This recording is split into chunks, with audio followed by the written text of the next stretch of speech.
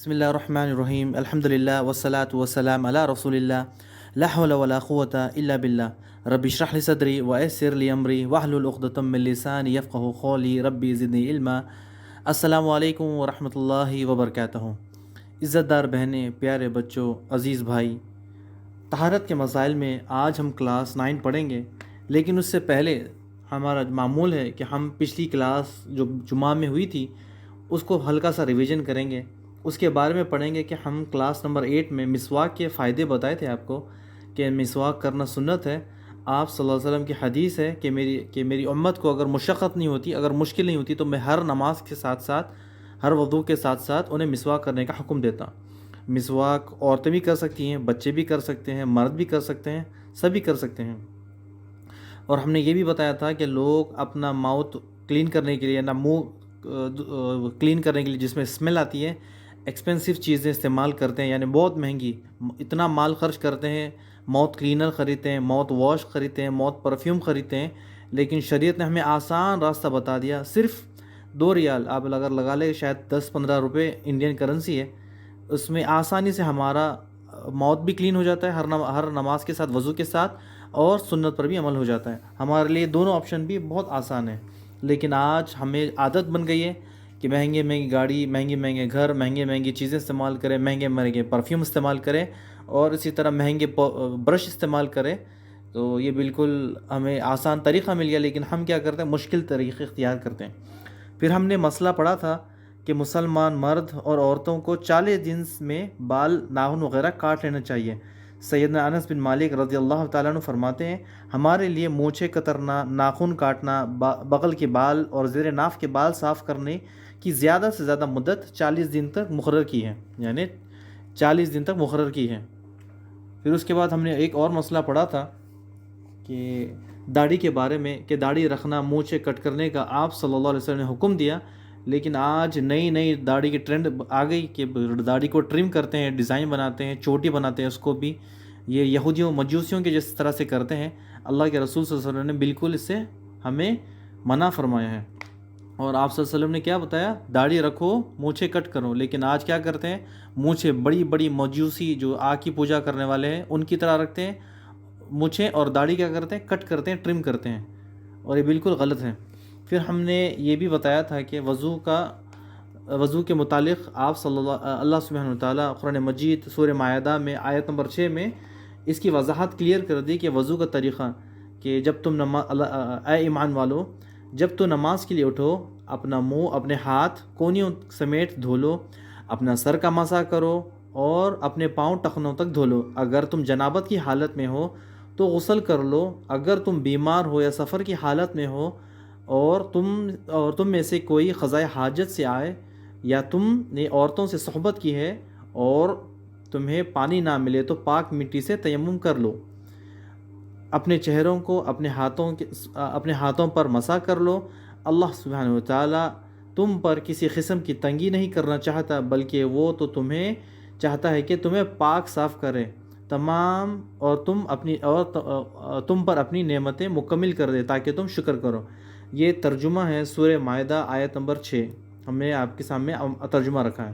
یہ وضو کا طریقہ اللہ سبحانہ وتعالیٰ نے قرآن مجید میں بتایا، لیکن اس کی جو وضاحت ہے، آپ صلی اللہ علیہ وسلم نے کئی بار اور کئی صحابہ اکرام رضی اللہ تعالیٰ عنہ وضو کا طریقہ بہت آسانی سے ہمیں بتا کر چلا گیا۔ پھر ہم نے یہ بھی بتایا تھا وضو یا کوئی دوسری عبادت کے لیے نیت ضروری نہیں ہے۔ آپ صلی اللہ علیہ وسلم کی ساری زندگی گزر گئی، آپ صلی اللہ علیہ وسلم نے کبھی زبان سے نیت نہیں کی، اور زبان سے نیت کرنا سنت کے خلاف ہے۔ آپ صلی اللہ علیہ وسلم نے صرف ایک عمرے کے ٹائم پر زبان سے نیت کی، اس کے بعد یا اس کے علاوہ، اس سے پہلے یا اس کے آگے آپ صلی اللہ علیہ وسلم نے ساری زندگی کبھی زبان سے نیت نہیں کی۔ پھر اس کے بعد ہم نے آپ کو بتایا تھا کہ وضو کے شروط اور وضو فرائض۔ وضو کے جو شرط ہیں وہ 9 چیزیں ہیں، اور ماشاءاللہ آپ لوگوں نے، کافی لوگوں نے ہم سے کچھ سوال میں آگے پیچھے ہو گیا، اور آپ لوگوں نے برابر لکھا وضو کے شرط، اور کسی نے وضو کے فرائض جو 6 تھے ہم نے پوچھا، انہوں نے وہ بھی لکھا۔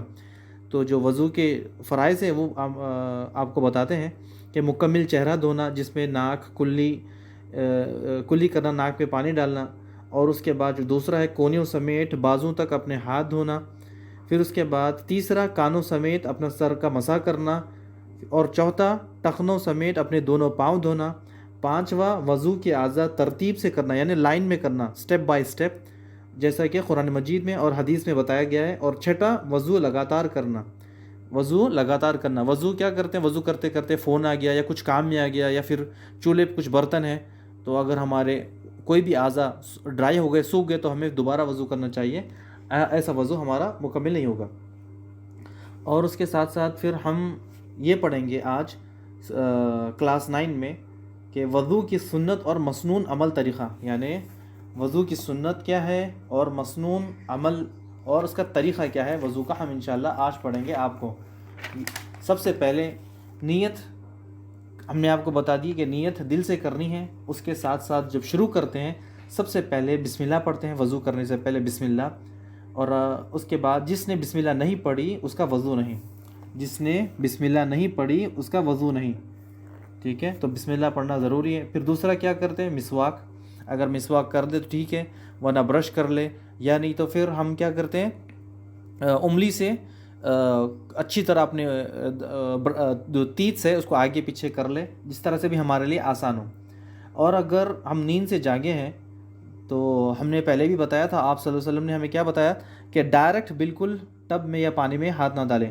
ہم نے پچھلی کلاس میں آپ کو بتایا تھا کہ جب آپ صلی اللہ علیہ وسلم سے نیند سے جاگتے ہیں تو ٹب میں ہاتھ ڈالنے سے منع کیا گیا ہے، کہ نیند میں ہمارے ہاتھ کہاں کہاں چلے گئے ہمیں پتہ نہیں، اسی لیے جب ہم وضو کے لیے شروع کریں، جب سٹارٹ کریں بسم اللہ پڑھ کر، تو اپنے ہاتھ تھوڑا سا پانی اپنے مگ سے یا جگ سے یا بکیٹ سے تھوڑا سا پانی گرا لیں، پہلے دونوں اپنے ہاتھ ہتھیلیوں سمیت دھو لے، ٹھیک ہے؟ دونوں ہاتھ ہتھیلیوں تک دھو لے۔ آج کل کیا ہے، ٹیب ہے، شاور ہے، نل ہے، وہ بھی آسان ہم استعمال کر سکتے ہیں۔ پہلے زمانے میں یہ نل ٹیب یہ بڑا مسئلہ تھا، کوئی پانی وضو کا پانی مگ سے یا جگ سے اوپر سے ڈالتا، نیچے ہاتھ دھوتے، یا پھر بکیٹ ہوتی جس طرح سے پانی جب پہلے کے جو بکیٹس ہوتے اسی طرح سے۔ تو اب سب سے پہلے کرنا کیا ہے ہمیں، بسم اللہ، پھر اس کے بعد دونوں ہاتھ ہتھیلیوں تک دھونا ہے، ٹھیک ہے؟ 3 بار، سب سے پہلے ہتھیلیوں تک 3 بار دھونا ہے، رگڑنا ہے۔ اس کے بعد اپنی جو فنگرز ہے جس کو خلا کہتے ہیں، خلا آپ کو پتہ ہے خلا کس کو کہتے ہیں؟ فنگروں کے بیچ میں جگہ رہ جاتی ہے، جس جگہ رہتی ہے جس میں ہم 2 فنگر کے بیچ میں جو یو بنتا ہے، نیچے سائڈ میں ڈرائی ہو جاتا ہے، یعنی پانی وہاں تک نہیں پہنچتا، تو اس کو خلا کرنا کہتے ہیں۔ انشاءاللہ ہم جب ویڈیو اپلوڈ کریں گے اس میں آپ کو کمپلیٹ بتا دیں گے۔ جب ہم جو خلا کرتے ہیں، خلا کرنے کے ٹائم پر جو ہمارے رائٹ ہینڈ لیفٹ کے فنگرز میں ڈالنا ہے، اور لیفٹ کے ہینڈ کو رائٹ کے فنگرز میں ڈالنا ہے، یہ دونوں کو ایک ایک بار کرنا ہے، خلا کرنا ہے، تاکہ کوئی بھی ہمارا جب وضو کا اعضا ہے وہ سوکھا نہ رہے، ٹھیک ہے؟ ہم آپ کو یہ باریک باریک مائنر جو چیزیں پڑھا رہے ہیں، یہ چیزیں جاننا ہمارے لیے ضروری ہیں۔ اس کے بنا وضو نہیں، اگر وضو نہیں عبادت نہیں، ٹھیک ہے؟ اگر وضو نہیں تو ہماری عبادت ہی نہیں۔ اور خلا آپ کو ہم نے بتا دیا کس طرح سے خلا کا طریقہ ہے، کہ خلا اپنے جو جو رائٹ ہینڈ ہے اس کو، اپنا لیفٹ فنگر کو اس کے پیچھے جو ہتھیلی کے پیچھے سائڈ ہے اس کو رگڑنا ہے، پیچھے سائڈ، ٹھیک ہے؟ 1 بار 2 بار، جس طرح سے بھی ہمارے لیے آسانی ہو، یا پھر نل کے نیچے رکھ لے، وہ ڈرائی جلدی سے ہمارا پانی اس پہ لگ جائے گا، ٹھیک ہے؟ اس کو ہم ایک بار آپ کو بتا دیں کہ پانی کو ضائع نہ کریں، اس کو آپ چاہے ٹب میں یا پھر مگ میں کہیں پر بھی آپ ایک بار اس کو استعمال کر سکتے ہیں۔ ایک بار پھر سے دوبارہ ریپیٹ کر لیں تاکہ آپ کے لیے آسانی ہو جائے، ٹھیک ہے؟ سب سے پہلے کیا کرنی ہے، نیت کرنی ہے، پھر بسم اللہ پڑھنا ہے۔ اگر مسواک کے لیے آپ مسواک کر رہے ہو تو مسواک کر لیں۔ تیسری چیز، اگر آپ نیند سے جاگ کر آئے تو اپنے ہاتھوں کو ڈائریکٹ بکیٹ ٹب میں نہ ڈالیں، اگر نل ٹیب شاور ہے تو آپ اسے واش کر 3 بار رائٹ ہتھیلی تک، 3 بار لیفٹ ہتھیلی تک، 3 بار دھونا ہے، 3rd ٹائم۔ چوتھا کام کیا کرنا ہے، اگر روزے میں نہ ہو تو ناک میں پانی اچھی طرح چڑھانا ہے۔ اگر روزے کی حالت میں اگر نہیں ہے تو ناک میں اچھی طرح پانی چڑھانا ہے، بالکل اندر تک، ٹھیک ہے؟ معمولی مقدار میں اگر وضو ہے، ہم اگر روزے سے ہیں تو معمولی مقدار میں پانی جانے سے وضو نہیں ٹوٹتا، یعنی جس طرح ہم پانی منہ میں ڈالتے ہیں، کلی کرتے ہیں، کلی کرتے وقت ہمارا جو پانی ہے زبان کو لگ کر، جبڑوں کو لگ کر، جوز کو لگ کر پانی ہمارا اندر تک چلا جاتا ہے، اور وہ تھوک کے ذریعے اندر تک پانی چلا جاتا ہے، جس کی وجہ سے ہمارا وضو نہیں ٹوٹتا۔ یہ معمولی مقدار ہے، ٹھیک ہے، یہ ہم انشاءاللہ اگر آگے تفصیل ہمیں موقع ملا تو ہم بتائیں گے کہ روزے کی حالت کب ٹوٹتا ہے کب نہیں ٹوٹتا وضو. یہ معمولی چیزوں سے وضو نہیں ٹوٹتا، بس معمولی ڈراپ ہوتے ہیں، بالکل جس طرح تھوک میں ہمارا ہلکا پھلکا ہوتا ہے، اسی طرح سے جس سے ہماری بھوک نہیں مٹتی، پیاس نہیں مٹتی، بس ہلکی معمولی مقدار ہوتی ہے. پھر واپس ہمیں کیا کرنا ہے، اگر اس کو واپس ٹاپک پر آتے ہیں. ٹھیک ہے، وہ ٹاپک پر آتے ہیں. موت میں اگر پانی ڈال دیا، کلی کر لیا، کتنے 3 بار کرنا ہے، کلی 3 بار کرنا ہے. اور پانی کو پاس کرنا ہے. پاس کس طرح سے کرتے ہیں پانی کو؟ جب پانی ہم موت میں ڈالتے ہیں، رائٹ سے لیفٹ، لیفٹ سے رائٹ، اوپر سے نیچے، نیچے سے اوپر. اس سے ہوتا کیا ہے، موت میں کھانا ہوتا ہے، بیکٹیریا ہوتا ہے، یا ڈسٹ ہوتی ہے، یا پھر ہم مسواک کا کچھ حصے یا کچھ اس کی جو رسی ہوتی ہے وہ پھنس جاتی ہے. جو ہم یہ کلی کرنے سے وہ بالکل صاف ہو جاتی ہے، اور اس کے ساتھ ساتھ سنت پر بھی عمل ہو جاتا ہے. کلی کرنا عربی میں اس کو کیا کہتے ہیں؟ مزمس. ٹھیک ہے، مزمس یعنی واٹر کو گھمانا. کلی کرنا پھر واٹر کو تھرو کر دینا. اگر کلی کرتے وقت آواز آتی ہے تو اس کو ہمیں لوگوں کو شرم نہیں آنی چاہیے. ہم کھاتے وقت بھی کتنی آواز آتی ہے ہمارے منہ سے، تو لوگ کہتے ہیں کہ لوگ کہتے ہیں کہ ہمارے منہ سے کلی کی آواز آتی ہے. جس طرح آپ کرتے ہیں نا کلی کرنے کے ٹائم پر لیفٹ میں پانی رائٹ کو چڑھاتے ہیں، رائٹ سے لیفٹ میں، اوپر نیچے، جس طرح سے بھی آپ کے لیے آسان ہو اس طرح سے کلی اچھے سے پانی کو اندر گھمانا ہے. اندر جس طرح واشنگ مشین گول گول راؤنڈ کرتی ہے ایسا. یعنی آپ یہ نہ کریں کہ واشنگ مشین میں اندر جا کے بیٹھ جائے. آپ کو کرنا کیا ہے کہ پانی کو اندر موت میں گھمانا ہے. ٹھیک ہے، یہ نہ کہے کہ لوگ ہمیں دیکھ رہے ہیں. لوگ کیا کریں گے؟ آپ یہ دیکھیں کہ اللہ کا کیا حکم ہے. اللہ ہمیں دیکھ رہا ہے، ہمیں اللہ کو جواب دینا ہے. ٹھیک ہے، موت میں پانی کو اچھے سے گھمانا ہے، اوپر نیچے لیفٹ میں رائٹ میں، جس طرح سے بھی آپ کے لیے آسان ہو. ٹھیک ہے، نوز کلین کرنا ہے، اچھے سے نوز میں پانی ڈالنا ہے اندر تک. ٹھیک ہے، لوگ کیا کہتے ہیں، لوگ کرتے کیا ہیں کہ آپ دیکھیں، لوگ زیادہ تر جو عورتیں ہوتی ہیں وہ نوز میں پانی ٹچ کر نکال دیتی ہیں. ایسا کافی نہیں ہے، یہ بالکل غلط ہے. نوز کو ٹچ کرنا یہ غلط ہے، یہ طریقہ بالکل نہیں ہے. نوز میں زیادہ سے زیادہ ناک میں پانی چڑھانا ہے. ایسا بھی کر سکتے ہیں، پہلے آپ کلی کر لے 3 بار، اس کے بعد نوز میں 3 بار پانی چڑھا لے. دونوں راستے دونوں بھی آپ کے لیے آسان ہیں. اگر آپ کو مشکل ہو رہی ہے تو پہلے ماؤتھ میں اچھے سے پانی ڈال لے، بعد میں پھر ناک میں پانی ڈال لے، الگ الگ کر لے. یہ بھی آسان راستہ ہے. اچھا، نوز میں جو ہمارے غدود ہوتے ہیں، جس طرح ہمارے ناک کے اوپر بالکل ٹاپ میں، بالکل لاسٹ ناک کے اوپر ہڈی کے پاس جو غدود ہوتے ہیں، جو آپ کی نوز میں پانی، جو آپ کی نوز سے جس کو ہم سنیز کہتے ہیں، جو ہماری ہلکا پھلکا پانی نکلتا ہے، وہ بعد میں سوکھ جاتا ہے، ڈرائی ہو جاتا ہے. ہم اسے صاف کرتے ہیں. آپ نے دیکھا ہوگا اکثر لوگ ناک میں، بچے بڑے ناک میں انگلی ڈالتے ہیں اور وہ جو ہمارا نوز کا پانی ہوتا ہے وہ صاف کرتے ہیں. اگر وہ نہیں نکالتے تو ایک بے چینی، ایک تکلیف ہوتی ہے ہمارے جسم میں، اور ہمارے جو سانس لینے میں بڑی مشکل ہوتی ہے. وضو کے ذریعے اسے صاف کر سکتے ہیں ہم بہت آسانی سے، تاکہ جو ہمارے غدود ہیں وہ اچھے سے کام کریں. جو غدود ہوتے ہیں وہ کرتے کیا ہیں، وہ کنٹرول کرتے ہیں گرم ہوا، ٹھنڈی ہوا. جب ہم سانس لیتے ہیں سردی میں تو وہ گرم سانس، جو سردی ٹھنڈی سانس ہے اس پہ کنٹرول کرتے ہیں، تاکہ پوری کی پوری سردی ہمارے جسم میں نہ جائے. اور جب گرمی ہوتی ہے تو گرم سانس کو کنٹرول کر سیم اس کو کنورٹ کر کے ہمارے جسم کو آسان کرتے ہیں. جب ہم یہ دن میں 5 بار کرتے ہیں وضو اچھی طرح سے، تو ہماری جو ناک ہے وہ صاف ہو جاتی ہے اور بہتر ورک کرنے لگتی ہے. آپ نے دیکھا ہوگا کہ جب ہمارے گھر میں ایئر کنڈیشن ہوگی، ہر گھر میں ایئر کنڈیشن ہے آج کل ماشاءاللہ، تو جس طرح ڈسٹ ہو جاتی ہے، ڈسٹ آ جاتی ہے اوپر، جس طرح ڈسٹ کو فلٹر نکالتے ہیں، اس کو واش کرتے ہیں اچھا سا، پھر واش کرنے کے بعد ہم لگاتے ہیں تو کس طرح اچھی فریش اچھی ہوا آتی ہے، مومنٹ اچھی لگتی ہے. اسی طرح نوز بھی کلین کرنا ہے، ضروری ہے. فنگرز اندر تک نہیں جاتی، نہیں پہنچ سکتی ہماری. آپ دیکھیں فنگرز ہماری بڑی ہے، نوز تک نہیں پہنچتی. تو ہم کیا کر سکتے ہیں، ہر وضو کے بعد اچھی طرح پانی اندر ڈالیں، اچھی طرح اندر پانی ڈالیں، تاکہ وہ جو ہمارے غدود ہیں وہ صاف ہو جائے. جو پانی ہم جو غدود کیا کرتے ہیں، پانی چھوڑتے ہیں، وہ پانی کیا ہوتا ہے، سانس لینے کی وجہ سے ڈرائی ہو جاتے ہیں. ڈرائی ہونے کے بعد ہمارے جو نوز میں ہیئرس ہوتے ہیں اس میں آ کے پھنس جاتے ہیں. تو جب ہم پہلے سے ہر بار 5 ٹائم وضو کرتے ہیں تو ہمارے لیے بالکل آسان ہو جاتا ہے ہمارے لیے. ٹھیک ہے، اس کے ساتھ ساتھ کلین بھی ہو جاتی ہے نوز، اور سنت پر بھی عمل ہو جاتا ہے. 5ویں چیز، داڑھی کا خلا کرنا.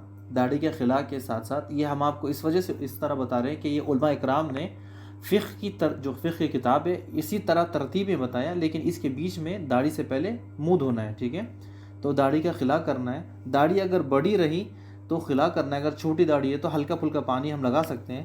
اگر داڑھی بڑی رہی مردوں کے لیے تو وہ کیا کرتے ہیں، جو ہماری ٹھوڈی ہوتی ہے، ماؤتھ کے نیچے کا حصہ، داڑھی ہٹا کر ٹھوڈی کے نیچے پانی لگانا ہے اور لیفٹ میں رائٹ میں پانی سے مسا کرنا ہے، جس طرح مسا طرح کرتے پانی لے کے اچھا سا رگڑنا ہے۔ اگر داڑھی گھنی ہے تو اندر تک پانی جانا مشکل ہے تو اوپر اوپر آپ لگا سکتے ہو، جس طرح ہم گھس سکتے ہیں۔ اگر چھوٹی داڑھی ہے تو پانی لگا سکتے ہو، بالکل آسان ہے، ٹھیک ہے؟ بالکل آسان ہے، بالکل اس میں کوئی حرج نہیں ہے خلا کرنے میں۔ پہلے تین بار آپ کو پہلے جو ماؤتھ ہے اس کو، جو فیس ہے اس کو 3 بار دھونا ہے، ٹھیک ہے؟ بعد میں پھر خلا کرنا ہے۔ ہر اعضاء کو 1 بار یا 2 بار یا 3 بار کرنا جائز ہے۔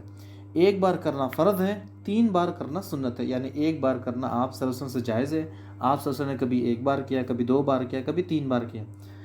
یہ پانی کم زیادہ، اگر آپ کے پاس پانی کم ہے تو 1 بار کرے، اگر پانی زیادہ ہے تو 2 بار کرے، اور بھی پانی اگر آپ کے پاس ہے تو پھر 3 بار آپ کر سکتے ہیں۔ 3 بار سے زیادہ کرنا یہ غلط ہے۔ آپ کے اوپر ڈیپینڈ ہے کہ آپ جتنا پانی ہے اس کے اوپر آپ جس طرح سے، جیسے آپ کے لیے کر سکتے ہو، 1 بار 2 بار یا 3 بار کر لیں۔ اگر اس سے زیادہ کرتے ہو تو بالکل غلط ہے۔ چھٹا کام کیا ہے، پہلا آپ کو رائٹ ہینڈ ہے اس کو 3 بار واش کرنا ہے، پھر اس کے بعد لیفٹ ہینڈ کو، ٹھیک ہے؟ ہمارا جو ہاتھ ہے اس کو رائٹ سے شروع کرنا ہے 3 بار کونیوں تک، ٹھیک ہے؟ کونیوں تک، جو ایلبو ہوتا ہے وہاں تک کرنا ہے 3 بار رائٹ کو، پھر اس کے بعد لیفٹ ہینڈ کو 3 بار دھونا ہے۔ اس کے بعد ساتھی چیز، سر کا مسح کرنا ایک ہی بار، سر کا مسح کرنا ہے ایک ہی بار۔ گردن کا مسح کرنا یہ بالکل غلط ہے، گردن کا مسح آپ صلی اللہ علیہ وسلم سے ثابت نہیں ہے اور یہ بالکل جائز نہیں ہے۔ اگر کسی نے سر کا مسح کیا اور سر کا مسح کرتے ہوئے گردن کا مسح کرتا ہے تو ہم اس سے پوچھیں گے کہ آپ گردن کا مسح کرتے ہو، ہمیں بھی دلیل دو، ہم بھی انشاءاللہ اس پہ عمل کریں گے۔ لیکن یہ جو دلیل ہے آپ صلی اللہ علیہ وسلم نے نہ ہمیں بتائی، نہ علماء کرام نے اس کے بارے میں بتایا، حتیٰ کہ یہ جائز نہیں ہے۔ سر کا مسح کرنا بالکل جائز، سر کے مسح کے ساتھ ساتھ گردن کا مسح کرنا جائز نہیں ہے۔ سر کا مسح کہاں سے ہوتا ہے؟ جو ہمارے فرنٹ، جو پیشانی ہوتی ہے، فرنٹ جو ہوتا ہے وہاں سے شروع کرتے ہیں، گدی جہاں پر ہوتی ہے، ہمارے گردن سے اوپر تک بال ہوتے ہیں۔ یہ مرد عورت دونوں کے لیے وضو کا طریقہ سیم ہے کہ جہاں ہم جو پیشانی ہوتی ہے، فور ہیڈ جس کو کہتے ہیں، وہاں سے شروع کرتے ہیں اپنی انگلیوں کے ساتھ، اور پیچھے گدی جو ہوتی ہے گردن کے اوپر تک حصہ وہاں تک جانا ہے، پھر وہاں سے ریورس گیئر یعنی ریورس میں واپس آنا ہے، جہاں سے ہم نے شروع کیا وہاں تک۔ اب صلی اللہ علیہ وسلم نے اسی طرح بتایا، یعنی سر کے مسح کے لیے 1 بار پیچھے جانا ہے، پھر واپس یو ٹرن کر کے اسی طرح واپس آنا ہے، یہ سر کا مسح ہے۔ اس کے بعد اپنے دونوں انگوٹھوں سے کان کے پیچھے آپ نے رب کرنا ہے، اور جو کان کے اندر آپ کے ٹریکس ہے اس کو کلین کرنا ہے۔ آپ کو ٹریکس ہے جس پہ ہم جس طرح ٹریک سے گاڑی چلاتے ہیں اسی طرح، یعنی ڈرائیو نہیں کرنی ہے، ورنہ آپ گاڑی چلانا سٹارٹ کر دیں، ٹریکس اگر بتا دیں۔ ہمارے کان کے اندر آپ ابھی چیک کر لیں، آپ کے اگر دونوں ہاتھ خالی ہیں، فری ہے، آپ نوٹس نہیں بنا رہے ہیں، آپ کے لیفٹ کان کے اندر یا رائٹ کان کے اندر دونوں کانوں میں ایک لائنز بنے ہوئے ہیں، جس کو ٹریکس بھی کہہ سکتے ہیں، روڈ بھی کہہ سکتے ہیں، جس میں گیپ بھی کہہ سکتے ہیں۔ اس میں آپ کو جو تشہد کی انگلی ہوتی ہے، رائٹ والی اور لیفٹ والی دونوں انگلیوں سے اندر آپ کو ٹریکس پہ گھمانا ہے۔ کار نہیں چلانا، پھر سے بتا دوں، بس تشہد کی انگلی سے آپ کو رائٹ والی فنگر کو رائٹ کے کان میں، لیفٹ والی فنگر کو رائٹ میں اندر آپ کو گھمانا ہے۔ بالکل آسان ہے، انشاءاللہ ہم آپ کو اس کی ترتیب میں ویڈیو بنا کر دے دیں گے تاکہ آپ کو سمجھ میں آئے۔ اگر سمجھ میں نہ آئے آپ ہمیں پھر سے ایک بار اگر پوچھ لیں، ٹھیک ہے؟ اور پھر 8ویں چیز، ہمیں جو لیگس ہے، جو پاؤں ہیں، وہ ٹخنے تک دھونا ہے۔ ٹخنے کے ساتھ ساتھ خلا بھی کرنا ہے، ٹھیک ہے؟ اپنی جو لیفٹ فنگر ہے، لیفٹ پاؤں میں رائٹ فنگر ہے، رائٹ میں آپ فنگر کر لیں، خلا کر لیں۔ کیوں؟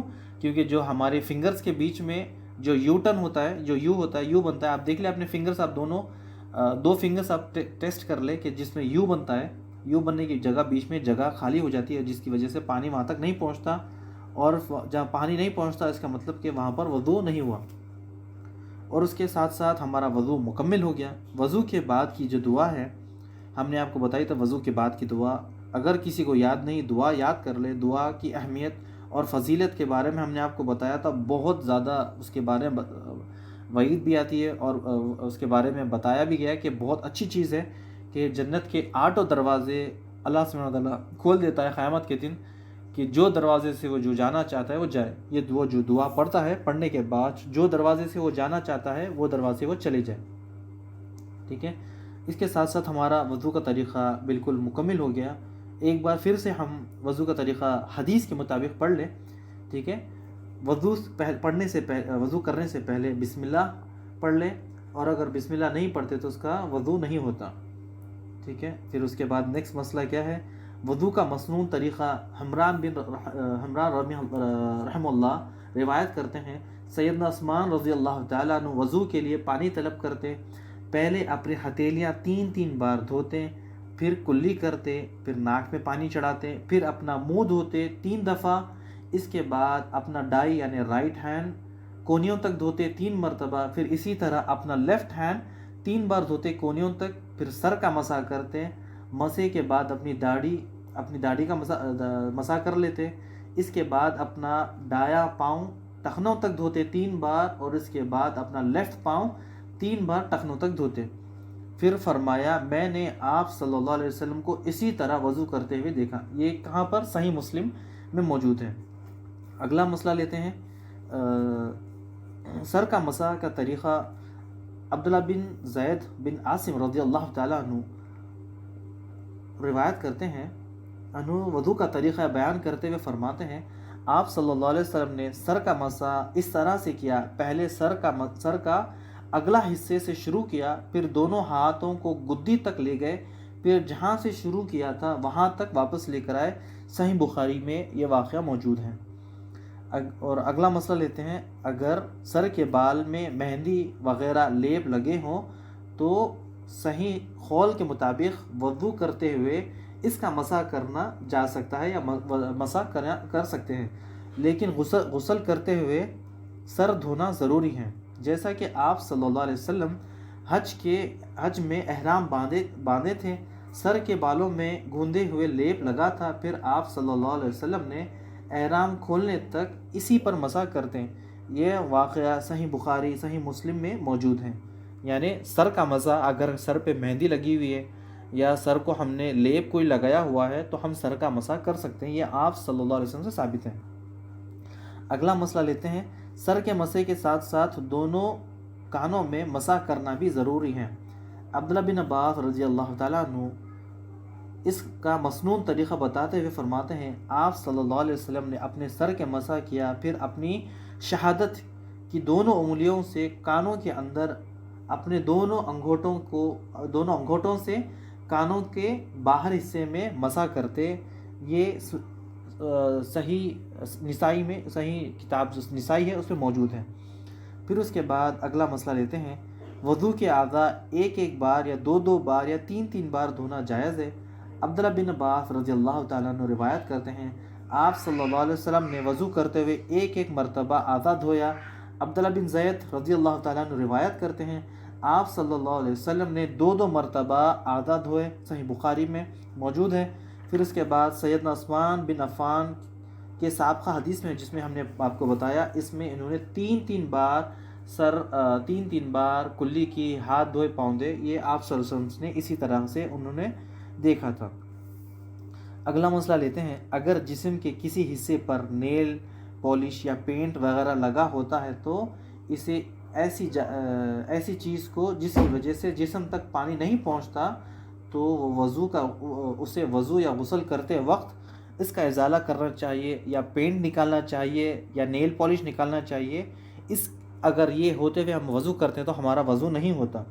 اگر مہندی لگی ہوتی ہے یا تیل لگی ہوتی ہے تو اس کی وجہ سے کیا ہوتا ہے، وہ پانی ہمارا جسم میں جذب ہو جاتا ہے اور پانی اندر تک پہنچ جاتا ہے، اس میں کوئی حرج نہیں ہے۔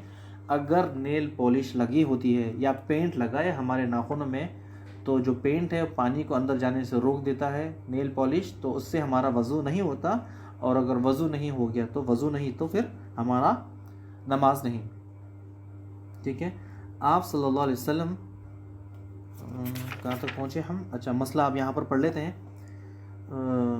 وضو کرنے کے بعد گندی باتیں کرنا منع ہے، انگلیاں توڑنا جس میں ہم ہڈی توڑتے ہیں وہ کرنا منع ہے، اور ہر کام آپ صلی اللہ علیہ وسلم رائٹ سے شروع کرتے اور لیفٹ پہ ختم کرتے۔ یعنی جو انسان ہے جب وضو کر لیتا ہے وہ نماز کی حالت میں، تو اس کے لیے اجر لکھے جاتا ہے جب تک وہ مسجد جاتے رہتا ہے۔ تو آپ صلی اللہ علیہ وسلم نے منع کیا ہے کہ وہ گندی بات نہ کرے، فحاشی نہ دیکھے، فحاشی بات نہ کرے، انگلیاں نہ توڑے، انگلی کے اندر انگلیوں میں انگلی نہ ڈال کر نہ بیٹھے، یہ بالکل غلط ہے۔ آپ صلی اللہ علیہ وسلم ہر کام رائٹ سے شروع کرتے، لیفٹ پہ ختم کرتے ہیں۔ وضو کرتے تو رائٹ سے کرتے، کپڑے پہنتے تو رائٹ پہ پہنتے، گھر میں داخل ہوتے تو رائٹ لیگ سے شروع کرتے، ناخن کترتے تو رائٹ ہاتھ پہلے استعمال کرتے، انگلی، اور جب بال جماتے تو رائٹ سے شروع کرتے۔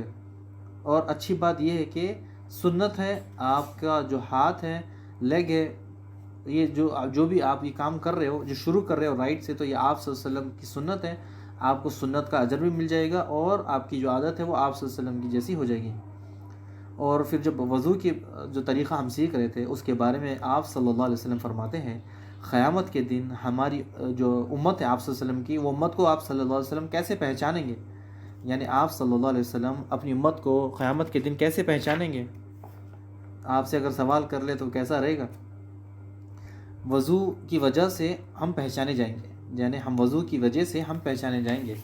آج ہم وضو کرتے ہیں، ٹھیک ہے، کس طرح سے کرتے ہیں؟ اپنا چہرہ دھوتے ہیں، پاؤں دھوتے ہیں، سر کا مسا، یہ ساری ترتیب یہ ہم پلاننگ میں کرتے ہیں۔ قیامت والے دن یہ جو ہمارے اعضاء ہیں وہ چمکیں گے، یہ جو ہم جب چہرہ دھوتے ہیں وہ چمکیں گے، جو ہمارے ہاتھ ہے وہ چمکیں گے، جو ہمارے پاؤں ہیں وہ چمکیں گے، جو ہمارا سر ہے وہ چمکے گا۔ جس طرح بہت سے لوگ قیامت کے دن، بہت سے لوگ ہیں، بہت سی امت ہیں، بہت سے جو نبی ہیں ان کی امت رہے گی، لیکن سب ایک دوسرے سے آپ صلی اللہ علیہ وسلم کیسے پہچانیں گے؟ کہ ہمارے جو جسم ہے، جو ہمارے ہاتھ ہے، جو پاؤں ہے، اس میں شائننگ شروع ہو جائے گی، یعنی جو آج کل لائٹ ہوتی ہے اسی طرح وہاں پر لائٹ کی طرح چمکیں گے۔ اس وجہ سے آپ صلی اللہ علیہ وسلم ہمیں پہچان لیں گے کہ یہ میرا امتی ہیں۔ جو ہم وضو کرتے ہیں سنت کے مطابق تو وہی ہمارے اعضاء چمکیں گے۔ اور آپ صلی اللہ علیہ وسلم فرماتے ہیں کہ تم اور زیادہ اپنے جسم کو چمکاؤ، یعنی اور جتنا ہو سکتا ہے لمبا وضو کرو۔ کس طرح سے؟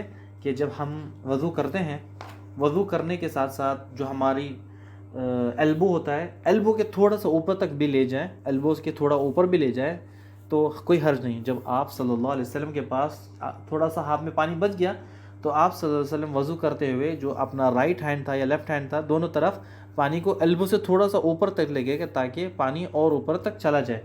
تو اسی وجہ سے ہمارے جو اعضاء ہیں اوپر تک بھی چمکیں گے، تاکہ قیامت والے دن جب ہمارے اعضاء چمکیں، جب ہم سنت کے مطابق جو ہم نے آپ کو بتایا اگر وضو اسی طرح سے کریں گے تو ہمارے جو اعضاء ہے قیامت کے دن چمکیں گے۔ ورنہ پھر ہمارا کیا نقصان ہوگا؟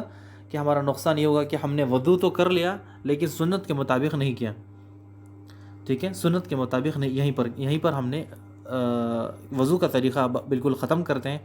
اور ہماری جو کلاس ہے اگلی کلاس میں وہ ہم وضو کی فضیلت پڑھیں گے کہ وضو کے کیا فائدے ہیں، کہ وضو کے فائدے کہ اللہ کے رسول صلی اللہ علیہ وسلم فرماتے ہیں جب ایک انسان، مرد عورت اچھی طرح سے وضو کرتا ہے، اپنے ہاتھ سب سے پہلے وہ اپنے ہاتھوں کو دھوتا ہے، اس کے بعد کلی کرتا ہے، کلی جب کرتا ہے تو کلی کرتے وقت جو اس کے منہ میں گندی باتیں تھیں، فحاشی باتیں، بری باتیں، لوگوں کی غیبتیں، لوگوں کو تکلیفی باتیں، یہ جو چھوٹے چھوٹے گناہ ہیں، اللہ سبحانہ وتعالیٰ اس وضو کے ذریعے وہ سارے ہمارے گناہ مٹا دیتا ہے، وہ جھڑا دیتا ہے۔ جو چھوٹے چھوٹے گناہ ہیں، اگر بندوں کے حقوق ہے تو وہ معافی نہیں ہوں گے، اگر کسی کو ہم نے بد پیچھے کچھ کہہ دیا، ان کے بیک بائٹنگ کر دی اور غیبت کر دی تو اللہ سبحانہ وتعالیٰ ہمارے جو چھوٹے چھوٹے گناہ ہیں وہ معاف کر دے گا۔ اور اگر بندوں کے حقوق ہے تو وہ تو قیامت کے دن آپ کو ان سے یا تو دنیا میں معافی مانگ لے، ورنہ قیامت کے دن ہمیں ان کو یا تو نیک اعمال دینا پڑے گا یا تو پھر ان کے جو برے اعمال ہیں وہ ہمیں لینے پڑیں گے، ٹھیک ہے۔ اس کے ساتھ ساتھ پھر ہم منہ دھوتے ہیں، منہ دھونے کے ساتھ ساتھ ہمارا جو آنکھوں کا ہے، آنکھوں سے ہم نے گندگی دیکھی، آنکھوں سے ہم نے کچھ بری چیز دیکھی تو جو ہمارے آنکھوں کے گناہ ہیں وہ بھی جھڑ جاتے ہیں، وہ بھی نکل جاتے ہیں۔ پھر اس کے بعد ہم دونوں ہاتھ دھوتے ہیں ایلبو تک، یعنی جو اگر ہم نے رائٹ ہینڈ سے کوئی حرام کام کھا لیا، حرام کام کر لیا، حرام چیز کھا لی، کچھ لوگوں کو تکلیف دے کر ان کا مال کھا لیا، تو جو آپ صلی اللہ علیہ وسلم فرماتے جو ہمارے حتیٰ کہ ناخون کے اندر بھی ایک گناہ ہے وہ بھی اس وضو کی وجہ سے اللہ سبحانہ وتعالیٰ اس کو جھڑا دیتا ہے۔ اور جس طرح پانی آپ پانی لے کر نیچے چھوڑے، جو خطرے جو ڈراپ نیچے گرتے ہیں، اس کی وجہ سے جو ہمارے جو گناہ ہیں وہ بھی پانی کے ساتھ ساتھ ہمارے گناہ بھی جھڑ جاتے ہیں، وہ بالکل ختم ہو جاتے ہیں۔ اس کے بعد جب ہم سر کا مسح کر دیا، سر کا مسح کے ساتھ ساتھ اپنے کانوں کا مسح کرتے ہیں۔ کانوں کی مسح کی وجہ سے جو ہم نے بری باتیں سنی، لوگوں کو جو گالی دیتے ہیں ایک دوسرے کو، وہ ہم نے بری باتیں سن لی، فحاشی باتیں سنی، اور گندی چیزیں کچھ ہمارے کان میں پڑ گئی، جس کی وجہ سے ہم کانوں کا مسح کرتے ہیں۔ اللہ سبحانہ وتعالیٰ یہ جو کانوں کے ہمارے جو چھوٹے موٹے گناہ تھے وہ بھی اس کے ذریعے معاف کر دیتا ہے۔ پھر اس کے بعد پیروں کی باری آتی ہے۔ جب ہم پیر دھوتے ہیں، واش کرتے ہیں ٹخنوں تک جب ہمارے واش کرتے ہیں، واش کرنے کے بعد ہم وضو سے کہاں پر جہاں گئے تھے، تو اللہ سبحانہ وتعالیٰ وہ پاؤں کے جو گناہ تھے وہ بھی جھڑا دیتا ہے، حتیٰ کہ جو ناخون کے گناہ تھے وہ بھی ہمارے بالکل ختم ہو جاتے ہیں۔ تو یہ وضو کی فضیلت ہے، وضو کرنا۔ اس کے بعد یہ چھوٹی چیزیں آپ محسوس کر آرام سے وضو کریں، تاکہ آپ کے گناہ بھی جھڑ جائے، سنت پہ عمل بھی ہو جائے، اور یہ وضو کے جو اعضاء ہے قیامت کے دن ہم اس کو چمکا لے، جتنا چمکا سکتے چمکا لے، 5 ٹائم چمکائے، وہاں پر اللہ سبحانہ وتعالیٰ قیامت کے دن ہمارے جو اعضاء ہے وہ نور سے چمکا دے گا، اور آپ صلی اللہ علیہ وسلم ہمیں پہچان لیں گے۔ اچھا، ہم 1-2 مسئلے لے کر کلاس ختم کرتے ہیں۔ غسل یا وضو کرتے ہوئے پانی کا استعمال کرنا، احتیاط کرنا ضروری ہے۔